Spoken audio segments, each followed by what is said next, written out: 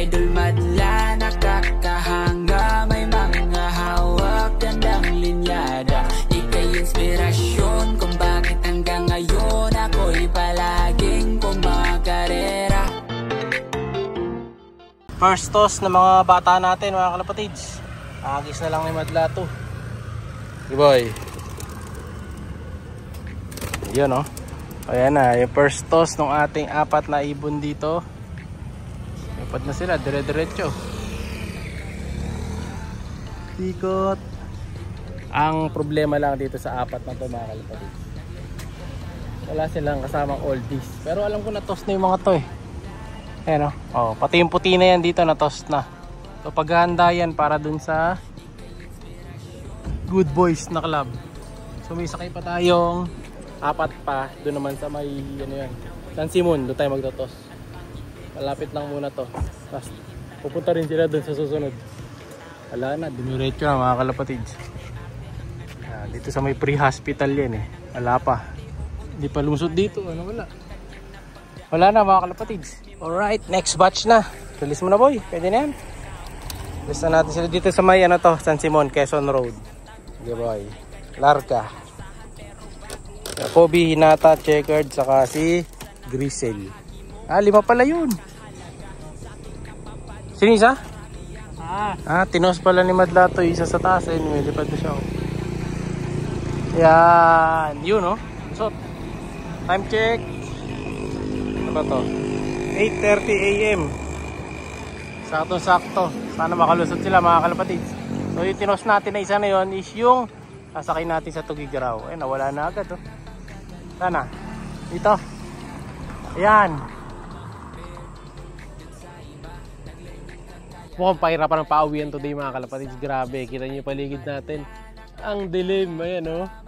So, sana maging okay ang mga warriors natin. 3 lang naman yung sinakay natin ngayon. Para dun sa junior club.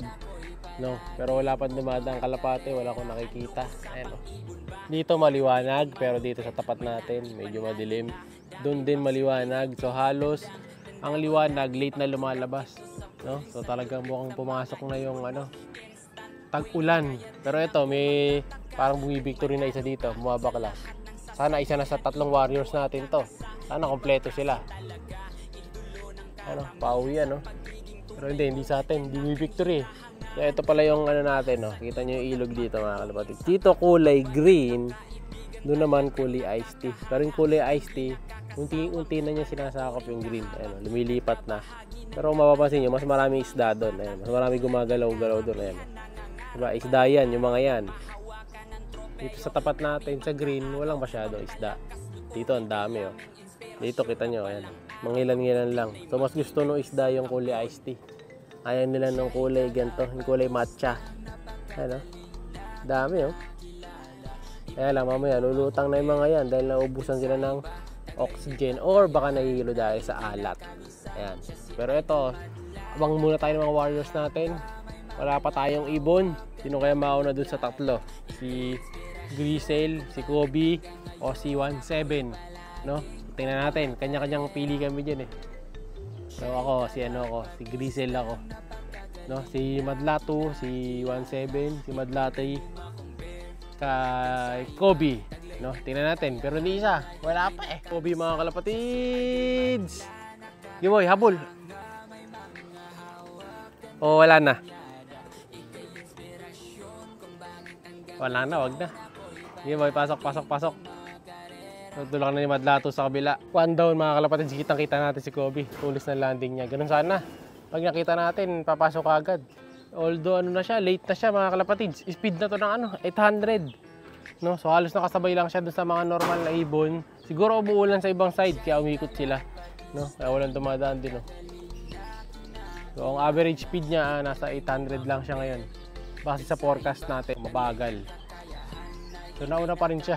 So kung sakali pala, sa pustahan namin 3, panalo si Madla 3. Nauna si Kobe. Sino kaya yung susunod? Tingnan natin. Yun nga mga kalapatids, inala tayo ng konti. Late yung 2 warrior natin na si Grisel, isa si Checkered mga kalapatids. Ngayon, kahit na na-late sila, panalo pa rin tayo mga kalapatids. Nagulat ako, lumabas yung resulta. Panalo pa rin pala tayo. So ito yung resulta mga kalapatids. So So parang number 11 lang kalalabasan ni Kobe. Kasi kilak ni Madlato yan kanina. Testing lang para dun sa DRS 700. So sumakto tayo. So ayan o, nanalo pa. Parang 11 tayo dahil extra winner yan. So parang nanalo rin tayo ng number 6 to 10. So bawi-bawi tayo mga kalapatids. Balik tayo yung tatlo ko sinali. So ngayon, eto sila. Ayan. Nasama yung mga nilaban natin. Ayun si Grisel. Hindi ko lang bakit na late si Grisel, no? Hindi ko na nasubaybayan yung pag-uwi nila dahil nagpakain ako kanina eh. Nagulat na lang kami, nandiyan na sila. Ayan, kita nyo. Yung dalawa nating warrior, mga kalapatids. Na late naka-sticker pa pareho yan. Sayang ang sticker. Ganun talaga. Kasama sa karera yan mga kalapatids. Sayang man sticker nila, bawi pa rin naman. Si Hinata hindi natin masakay. Alanganin si Hinata dahil hindi ko gusto yung itsura niya eh. Nalalagkitan ako sa itsura ni Hinata mga kalapatids. Kaya sa tingin ko, hindi muna siya pansakay talaga. Pahinga muna sila. Ayan, so sinara muna din yung kanilang bahay para hindi sila masyadong magpastahan. Ayan o. Saka galing sa One Eye kasi siya mga kalapatids eh.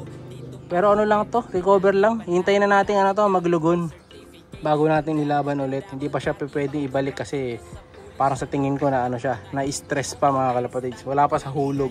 So hindi siya makinis. Makikita nyo naman sa balahibo yan, ayan o. Kita nyo yung balahibo niya. Alam nyo yung parang kumawa ka ng kanin tapos sinawak mo sa kalapati mo. Ayan, ganun ang itsura niya ngayon. Ayan o, mga kalapatids. Diba? Hindi siya makinis tingnan. Ang pangit niya ngayon. Ganun pa man mga kalapatids. Panalo ay panalo. Panalo pa rin tong si Kobe natin dito. Ang galing mo boy. Ang galing mo. Kita nyo yung kalapati na to. Walang katapang-tapang mga kalapatids. Hindi na mamarako. No? So abangan nyo pala yung training natin doon sa Taiwan birds ko. So nandun na sila. Ayan, oh. Nilagay ko na yung lalagyan doon. Ayan. Abangan nyo next video natin kung saan gagamitan na natin yung pulungan natin na yan. Ayan o. Ready na para sa Taiwan birds.